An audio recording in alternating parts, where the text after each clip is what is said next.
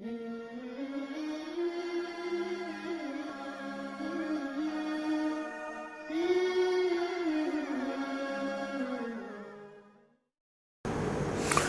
نور کی تلاوت کرنے والے مرد و عورت ہر قسم کے بہتان سے، ہر قسم کے الزام سے اور ہر قسم کی